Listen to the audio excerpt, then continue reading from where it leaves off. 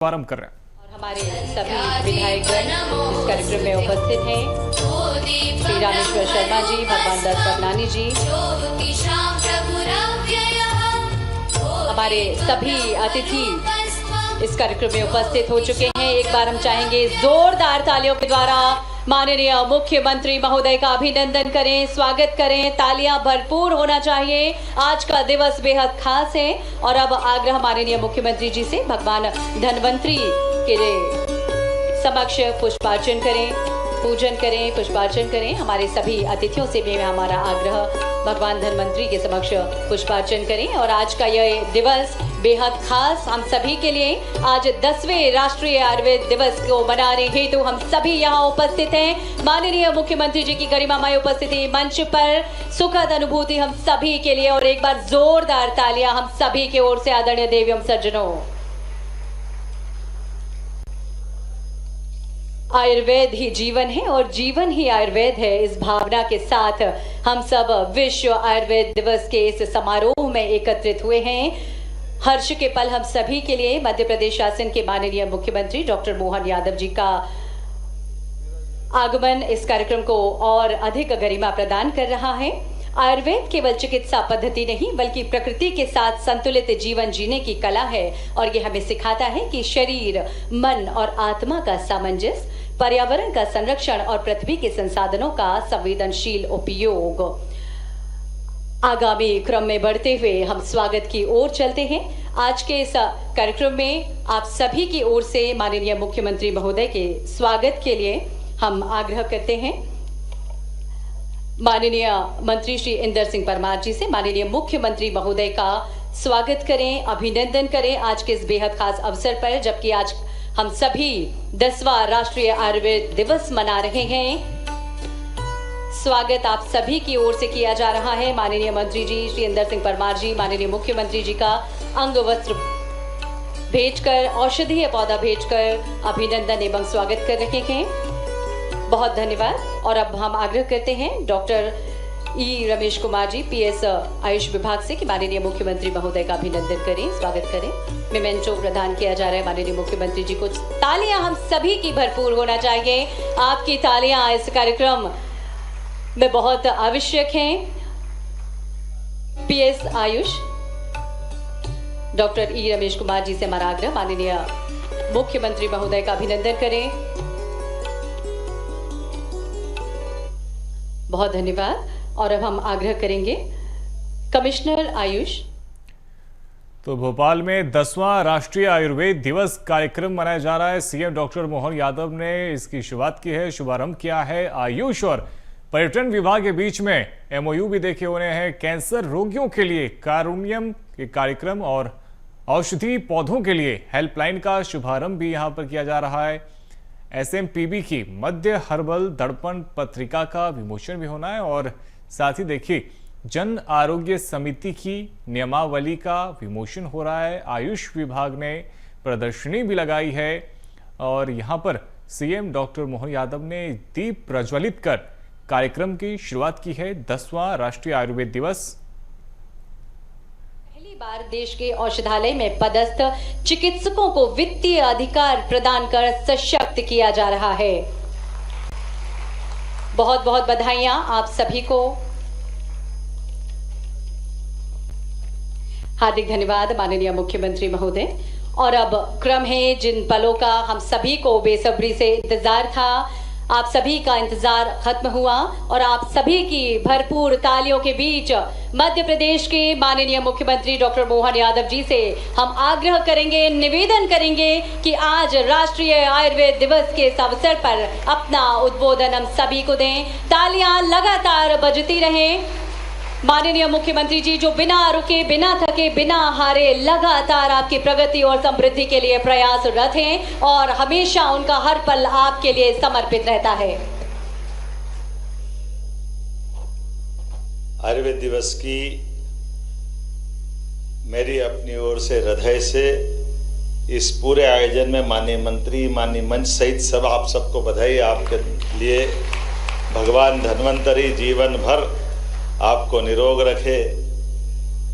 मंच पर विराजमान माननीय मंत्री आयुष और उच्च शिक्षा श्रीमान इंदर सिंह जी परमार, माननीय प्रभारी मंत्री श्रीमान चेतन कश्यप जी, माननीय सहकारिता एवं खेल मंत्री माननीय विश्वास सारंग जी, संस्कृति एवं पर्यटन मंत्री माननीय धर्मेंद्र सिंह लोधी जी, पूर्व प्रोटेम स्पीकर श्रीमान रामेश्वर शर्मा जी, हमारे महामंत्री श्रीमान भगवान दास सबनानी जी, माननीय विधायक भोपाल माननीय विधायक विष्णु खत्री जी, आरोग्य भारती से माननीय अशोक जी वार्णे जी, हमारे इस पूरे आयोजन में आपकी महती भूमिका है इस अभियान में। इस अवसर पर माननीय BL मेहरा जी और मंच पे उपस्थित बाकी अन्य अधिकारीगण, मंच के सामने उपस्थित स्वनाम धन्य अलग अलग आयुर्वेद क्षेत्र की सभी हस्तियां, पूरे प्रदेश पूरे देश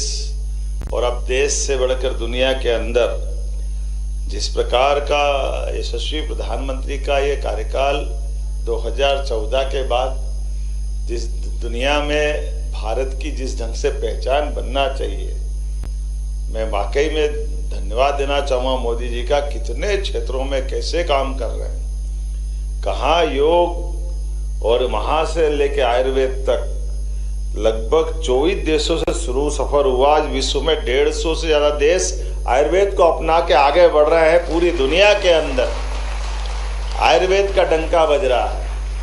हम कहाँ वो समुद्र मंथन की घटना याद रखें, जब हजारों लाखों साल पहले भगवान का प्राकट्य उस समुद्र मंथन की देव दानवों ने मिलकर के मंथन करते हुए जब अलग अलग प्रकार के रत्न संपदा निकली और अमृत कलश लिए हुए पधारे धन्वंतरी, जिनके लिए दुनिया उस दौर में बाद में ये जो 4 जगहों पे सिम्हस्थ और कुंभकर्ण के नाम से हम उनको जानते हैं, उनकी अपनी गाथा गाते हैं। और वेद और आयुर्वेद में 4 वेद, चारों वेद में से भी अथर्ववेद और ऋग्वेद, इस दोनों के बीच में से अथर्ववेद से स्वास्थ्य से संबंधित सारे मंत्र और आध्यात्मिक ताकत और ऋग्वेद से जोड़ करके ये हमारा उपवेद आयुर्वेद है, जो हमारी आध्यात्मिक यात्रा को इस वर्तमान शरीर के साथ, शरीर मन बुद्धि आत्मा के सामंजस्य के साथ चलाते हुए, वात पित्त और कफ की कहानी सुनाते हुए दोनों का तालमेल जुड़ाता। ये वाकई अद्भुत लीला है, परमात्मा की कृपा है। हमारे बीच इस शरीर के अंदर के नाना प्रकार के रहस्यों से हम अभी उस तरह से जानने के लिए आगे बढ़ते हैं, लेकिन टाइम लगता है। जब एलोपैथिक की तरफ चलते हैं, ये बात सही कि एलोपैथिक की अपनी एक पहचान है, उसका अपना क्रम है, लेकिन एलोपैथिक और आयुर्वेदिक में जो मूल अंतर है, एलोपैथिक में बीमार होने के बाद दवाई से अच्छा करते हैं और आयुर्वेद के पास जाओ तो बीमार होने का काम ही नहीं रहता। पहले ही वो बीमार होने के पहले से उस बीमारी से निजात दिलाने वाले मार्ग का नाम आयुर्वेद है। ये हम में से, मैं आपसे तो क्या कहूँ, दुनिया परिचित हो रही है इस कोविड की बीमारी को स्मरण करो। जब कोविड की बीमारी में अच्छे तमाम प्रकार के बड़े बड़े चिकित्सकों के लिए कष्ट का माहौल था, ऐसे समय में जीवन की आशा तो काढ़े पिलाने से आ रही थी। काढ़े के अखाड़े से अच्छे लोगों ने हम सबको वहां तक सबको प्रवेश दिया। उन हॉस्पिटलों के अंदर आयुर्वेद के प्रादुर्भाव हुआ, जिसके लिए लगता था कि पता नहीं कोई परमात्मा ने लीला रखी है कि इतनी बड़ी बीमारी लाओ कि अपने आप ऐसा लगे कि बिना आयुर्वेद उद्धार नहीं हो सकता है। अब ये दरवाजा निश्चित रूप से आयुर्वेद के लिए जो खुला है, काढ़े के माध्यम से अमृत पेय के रूप में पूरी दुनिया ने, जब तक कि उसकी सही से दवाई नहीं आई, और ये आयुर्वेद की तो लीला है, प्रकृति के साथ जुड़ करके इसकी कहानी भी कितनी अजब है। हमारे लिए कोई दुनिया का ऐसा जानकारी नहीं है जो प्रकृति के साथ तादात्म्य जोड़ता है एक दूसरे के साथ। ये केवल आयुर्वेद है। अगर हम अपने इस शरीर के रहस्यों की तरफ देखें तो शरीर के रहस्यों की तरफ देखें कि एक शरीर यत पिंडे तत् ब्रह्मांडे, ये बोलने की बात नहीं है। एक व्यक्ति के शरीर में हजारों लाखों मुख होते हैं और हजारों लाखों मुख के माध्यम से उसके पिंड की रक्षा करना चाहिए। ये बोलने में अटपटा लगेगा कि हजारों लाखों मुख कहाँ होते हैं, लेकिन रोम रोम के अंदर जैसे ही आप जाओगे तो अपने आप थेरेपी से ये हजारों लाखों मुख तक अपनी जो दवाई औषधि पहुंचाते हैं। ये निरोग रहने के लिए इससे बढ़कर कौन सा मौका मिलेगा। ये रोम रोम के माध्यम से हर एक जगह से हमारे इस पूरे शरीर की ब्रह्मांड की रचना और शरीर की रचना की समानता तो है। इसलिए मैं आप लोगों के बीच में ज्यादा न बोलते हुए, जिस प्रकार से सुश्रुत संहिता में 300 से ज्यादा प्रकार की सर्जरी का उल्लेख हमारे आयुर्वेद में, हमें इस बात का गर्व है। आज के समय में भी भारत सरकार ने उसकी मान्यता देते हुए आयुर्वेदिक कॉलेजों के अंदर वो उस प्रकार की व्यवस्थाओं को बढ़ावा दिया है, जिसके आधार पर हमारी सभी प्रकार की सर्जरियों को उस तरह से ही देखा जा रहा है। और एम्स, नाम तो एम्स था, लेकिन आयुर्वेद ने देर से प्रवेश किया, लेकिन कोई बात नहीं, देर आए दुरुस्त आए। अब आयुर्वेद के खुद के एम्स खुल रहे हैं। मेरी अपनी ओर से बधाई। आज अपने बीच बदलते दौर में हमारे पास इस नई धारा के आधार पर वर्तमान के लिए, और जैसे मैंने कहा कि प्रकृति के साथ हमारा तादात्म्य कैसा है, जहां बीमार है कोई ऐसा पैथी नहीं है, भगवान की लीला है। कोई भी बीमारी हो, वो बीमारी जहां होगी उसके आसपास में ही 10-5 किलोमीटर में आयुर्वेद के पौधों में उसका इलाज होगा। ये कोई मार्ग जानता तो वो आयुर्वेद वाले ही जानते, और कोई नहीं जानता। ये बड़ा रहस्य भी है, ये बड़ी चुनौती भी। हमारे बड़े से बड़े डॉक्टरों के पास चले जाओ तो डॉक्टर के साथ एक संकट है। बाकी डॉक्टर तो चिट्ठी पे अपने अलग से कोई अपनी दवाई लिखेंगे, और दवाई की दुकान तक जाने के बाद आपका इलाज होगा। लेकिन ये आयुर्वेद का इलाज है कि दवाई नहीं है दुकान पे तो आयुर्वेद का डॉक्टर निकलेगा, 10-5 अपनी तमाम प्रकार की दवाई खुद ढूंढ लेगा प्रकृति से, और कूट पीट करके आपका इलाज पक्का कर देगा। आपके लिए कोई परेशानी नहीं आने वाली। ये रामायण काल से हम सब जानते हैं, लक्ष्मण जी के जीवन को बचाने के लिए भगवान राम के काल से आयुर्वेद ने सदैव अपनी महत्ता सिद्ध की है। आज के इस अवसर पर जब आयुर्वेद की बात करता हूं तो मेरे अपने जीवन में भी बहुत भयंकर से भयंकर भी कष्ट हो, तब भी मेरा भरोसा आयुर्वेद पे ही रहता। ये मैं पक्का कह सकता हूँ, आयुर्वेद के बाहर नहीं जाता। आयुर्वेद के माध्यम से आज भगवान की दया से, आयुर्वेद के संपर्क में आने से, वैसे बोलना नहीं चाहिए, लेकिन भगवान की दया है, ना चश्मा लगा है, ना बीपी है, ना शुगर है, ना कोई दूसरी बीमारी है। 60 के पार तो हो गया हूं, लेकिन ये परमात्मा की दया।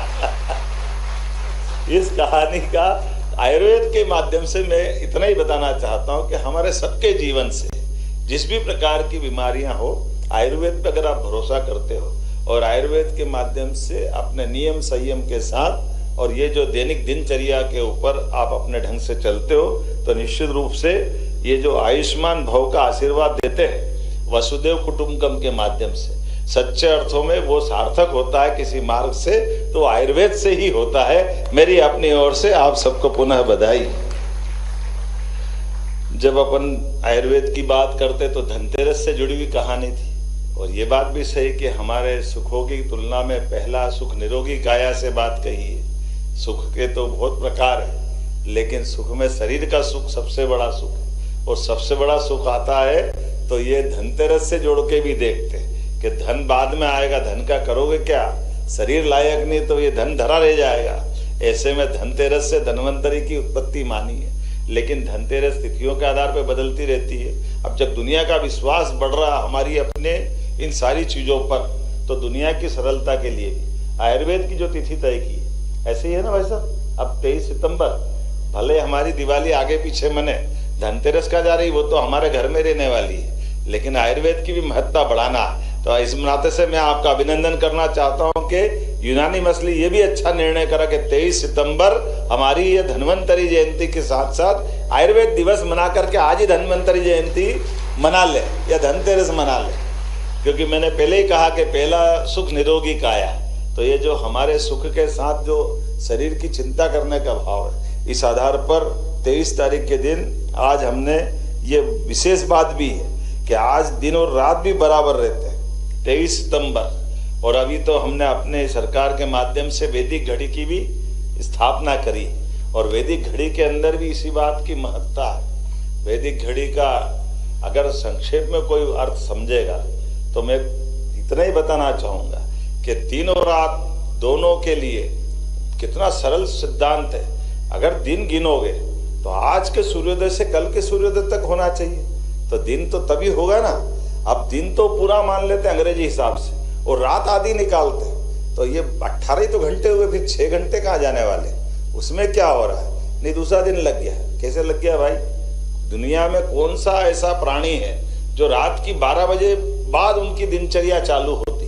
कोई नहीं है। तो इसलिए ये जो वैदिक टाइम टेबल का कैलकुलेशन है, ये पूरा सिद्धांत तो उसी आकलन से है जब हमने कहा कि हमारा 1 घंटा अंग्रेजी हिसाब से 60 मिनट पे होगा, लेकिन वैदिक समय तो 48 मिनट का ही होगा। जैसे हम 48 मिनट पे आते हैं तो ये 15 मुहूर्त हो जाते हैं, सुबह सूर्योदय से शाम के सूर्यास्त तक, और 15 ही मुहूर्त रात के रहते हैं। तो 15-15 30, तो 30 मुहूर्त अपने आप मिल जाते हैं। तो ना रात घटी ना दिन बढ़ा, रात भी बराबर दिन भी बराबर, और आज के सूर्योदय से कल के सूर्योदय तक। और इसीलिए उससे आगे बढ़कर केवल सूर्योदय नहीं, नक्षत्रों की गणना भी की गई, 12 राशियों के साथ भी।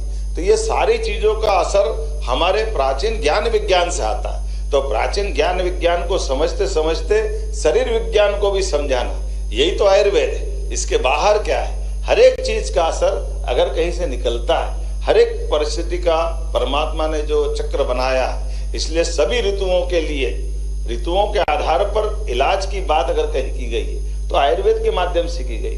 हर ऋतु का आनंद है। मौसम 3 हो सकते हैं, लेकिन ऋतु तो 6 हो सकती है, और ऋतुओं के आधार पर पूरे वर्ष की गणना और कितने प्रकार से इलाज करते हैं। वैसे आपने कहा ही है, हमारी सरकार के माध्यम से बोलने के लिए तो बहुत बोल सकता हूँ, लेकिन आज के इस अवसर पर घर घर में आयुर्वेद कितना अंदर तक घुसा हुआ है कि अपने किचन में जब तक हल्दी नहीं डले तब तक सब्जी और दाल का मजा नहीं आता है। ये आयुर्वेदिक का तो आनंद है। ये इसी प्रकार से तो है, हमारा किचन भी पूरा नहीं होता। घर के खाने पीने से लेकर सभी चीज, दादी माँ का बटवा, अपने घर में बीमारी की कोई हल्दी की पट्टी लगाने वाली वो पुरानी कहानी, वो सारी चीजें हमको याद दिलाती है कि शरीर के साथ होने वाली घटनाओं में घर में ही दवाई मौजूद है, घर में इलाज मौजूद है। पानी की पट्टी से लेकर अब जल नीति भी करा लेते हैं। आयुर्वेद और प्रकृति का ऐसा तालमेल है, ये कोई बाहर नहीं, एक दूसरे से जुड़ा हुआ पक्ष है। मैं आज के इस अवसर पर एक बार फिर, जो समय बदल रहा है और समय बदलते के साथ आयुष मार्ग, आयुष वीजा, ऐसे कई प्रकार की आज के समय में, जब ग्लोबलाइजेशन का समय चल रहा है, इसमें बहुत संभावना बन गई। और इसीलिए आयुष डिपार्टमेंट के माध्यम से हमने बाकी इलाजों की करने वाली पद्धतियों में आयुर्वेद का भी वही महत्व स्थापित किया। और जब हम अपने मध्य प्रदेश की तरफ देखते हैं तो मध्य प्रदेश के अंदर तो वास्तव में हमारा परमात्मा ने प्रकृति का कितना सुंदर परिवेश दिया हमारे लिए। हमने कहा कि आयुर्वेदिक कॉलेज खुलना चाहिए, तो जहां हमारी प्राकृतिक सारी आबो हवा है, सारी वनस्पतियां हैं, दुनिया भर से इस मार्ग से भी चल करके बड़े पैमाने पर हमारे क्षेत्रवासियों का, वहां के निवासियों का और विदेशवासियों का, सबके लिए वो अवसर देने के लिए, इसलिए हमने सरकार बनने के साथ ही कहा है कि हमारे यहाँ अपने राज्य के अंदर कितने मेडिकल कॉलेज खुलेंगे आयुर्वेद के। और पहली बार आज की स्थिति में 1 साल में 8 मेडिकल कॉलेज खोल करके ये हमारे संकल्प की पूर्ति कर दी है कि लगातार कोई संकोच नहीं, आयुर्वेदिक मेडिकल कॉलेज खुले। और इसीलिए एक नहीं कितने प्रकार से इसको प्रोत्साहन दे रहे हैं। जब मैं आपसे बात कर रहा हूँ तो हमारे ऐसे जगह पर आयुर्वेदिक कॉलेज के साथ साथ बहुत सारी सौगातें भी दे रहे हैं। तो आज मैं कुछ चीजें बताना चाहूंगा। जब आयुर्वेद दिवस पर मध्य प्रदेश को 12 आयुष अस्पतालों की सौगात दे रहा है, जोरदार अभिनंदन करो। आज के इस अवसर पर प्रदेश जब हेल्थ एंड वेलनेस का केंद्र बन रहा है, ऐसे में ये ऐतिहासिक कदम हमारे लिए प्रोत्साहन करने वाला रहेगा। आज आयुष वेलनेस टूरिज्म को बढ़ावा देने के लिए आयुष और पर्यटन विभाग के माध्यम से 50-50 बिस्तर के 2 और 10-10 बिस्तर के 10 अस्पतालों का MOU भी संपन्न हुआ है। मेरी अपनी ओर से बधाई देना चाहूँगा दोनों विभागों को, टूरिज्म को भी और आयुर्वेद डिपार्टमेंट को भी। आयुर्वेद वेलनेस टूरिज्म के माध्यम से उज्जैन खजुराहो में 50-50 बिस्तर के 2 नए हॉस्पिटल खोले जा रहे हैं, एक बार फिर बधाई देना चाहूंगा इस नाते। और 10-10 बिस्तर वाले छोटे अस्पताल पचमढ़ी, मंदसौर, आगरमालवा, चित्रकूट, चंदेरी, दतिया, सिंगरौली, ओरछा, ओंकारेश्वर, ताली वाली तो बजाओ, अलीराजपुर और बता रहा हूं। ऐसा लग रहा है कि ज्यादा बता रहा हूं मैं। आपका प्रोत्साहन मिलेगा तो आगे बढ़ूंगा। ऐसे में कैंसर के लिए भी हमारे पास बाकी इलाजों के साथ आयुर्वेद में भी बहुत अच्छा इलाज है। और कैंसर का ये नया जन स्वास्थ्य कार्यक्रम कारुण्य भी शुरू किया है, और आशा करता हूं कारुण्य के कार्यक्रम से इस मुश्किल वक्त में कैंसर के सभी रोगियों को, पीड़ितों को, उनके परिवार में ये बड़ा अपना रोल अदा करेगा। औषधि खेती के लिए भी टोल फ्री नंबर अब आज हमने यहाँ जारी किया है। मध्य हर्बल दर्पण पत्रिका का विमोचन हो ही चुका है, और इसके साथ साथ हर जिले के अंदर एक जिले में अभी जो 9 आयुष महाविद्यालय में जन स्वास्थ्य कार्यक्रम चल रहे हैं, इसको बढ़ाते हुए 51 जिले तक हम ले जाने वाले हैं पूरे प्रदेश के अंदर, जिसमें कम से कम 1 यूनिट खुलेगी। इस दिशा में हम आगे बढ़ रहे हैं। स्कॉच अवार्ड 2025 के लिए भी मैं आयुष डिपार्टमेंट को बधाई देना चाहता हूं अपनी ओर से। और जब आपकी अच्छे से प्रोत्साहन वाली ताली बजी रही तो कुछ घोषणा भी बनती है, करना चाहिए कि नहीं करना चाहिए?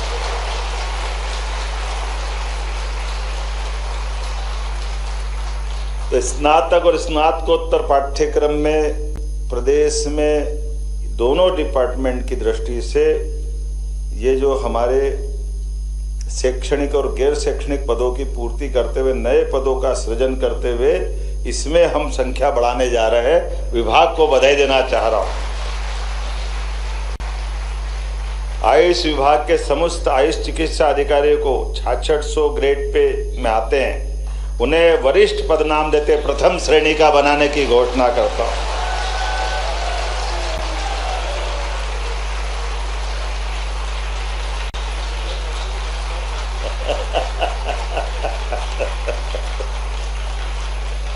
जब बैठे बैठे फर्स्ट क्लास के ऑफिसर हो गए तो इसलिए ताली तो बजती है, ये आनंद तो आता ही है।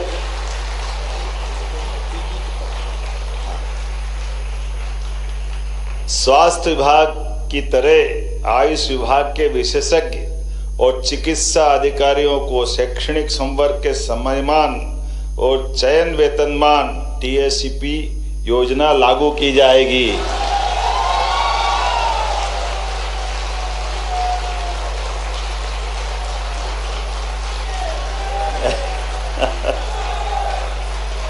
इसके लाभार्थी रहने वाले आयुष विभाग में कार्यरत आयुष चिकित्सा अधिकारी 1453, आयुष चिकित्सा विभाग में कार्यरत होम्योपैथिक चिकित्सक 228 और आयुष यूनानी चिकित्सा अधिकारी 85, विशेषज्ञ संवर्ग 72, आयुष महाविद्यालय में शैक्षणिक गैर शैक्षणिक शिक्षक और चिकित्सक 1130 अर्थात 2698 अधिकारियों का इसको लाभ मिलेगा। ये सबको मैं शुभकामना देता हूं, बधाई देता हूं।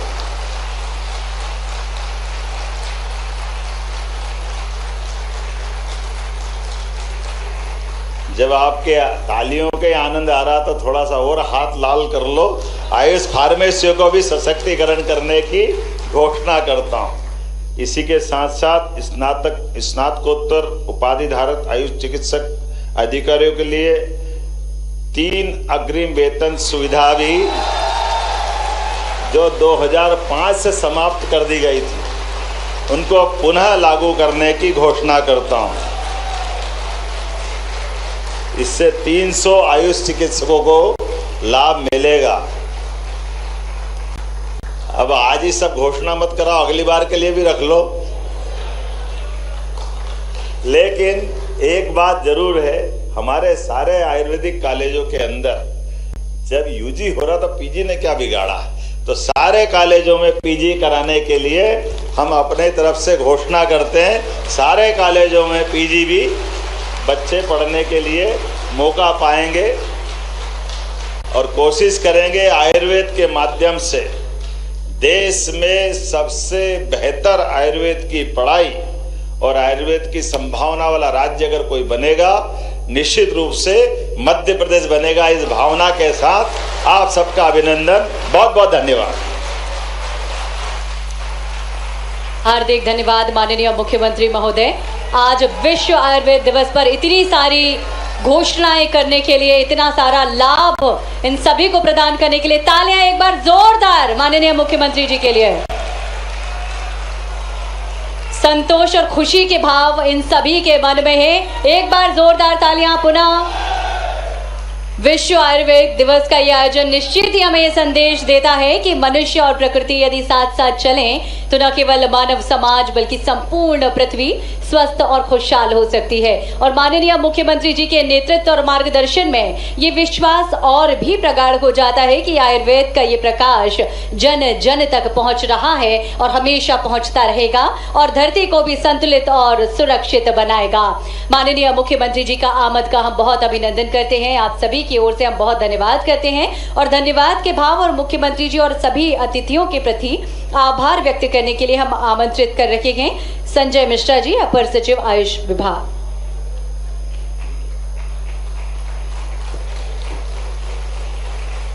दसवें आयुर्वेद दिवस के राज्य स्तरीय कार्यक्रम में उपस्थित सबसे पहले मुख्य अतिथि माननीय मुख्यमंत्री जी का हृदय से धन्यवाद। उनके मार्गदर्शन से कार्यक्रम को गरिमा और दिशा मिली। माननीय मंत्री आयुष विभाग का आभार। आयुष विभाग को निरंतर सहयोग और संरक्षण प्रदान करते रहे हैं। विशिष्ट अतिथियों माननीय श्री विश्वास सारंग जी, माननीय श्री चैतन्य कश्यप जी, माननीय श्री धर्मेंद्र लोधी जी का आभार। माननीय श्री रामेश्वर शर्मा जी, माननीय श्री विष्णु खत्री जी, माननीय श्री भगवान दास समनानी जी, आप सभी का हार्दिक आभार। माननीय प्रधानमंत्री जी के प्रेरणादायी संदेश के लिए आभार। आयुर्वेद की वैश्विक प्रासंगिकता और आधुनिक महत्व पर मार्गदर्शन दिया। मीडिया प्रतिनिधियों का धन्यवाद। आयोजन को जन जन तक पहुंचाने का कार्य किया। आयुष विभाग के अधिकारी, कर्मचारी एवं सहयोगी संस्थाएं, उनकी मेहनत और योगदान से यह आयोजन सफल हुआ। अंत में सभी अतिथियों और प्रतिभागियों का धन्यवाद। आयुर्वेद को जन जन तक पहुंचाने और स्वस्थ भारत के निर्माण में सहयोग की अपेक्षा आप सभी का पुनः धन्यवाद।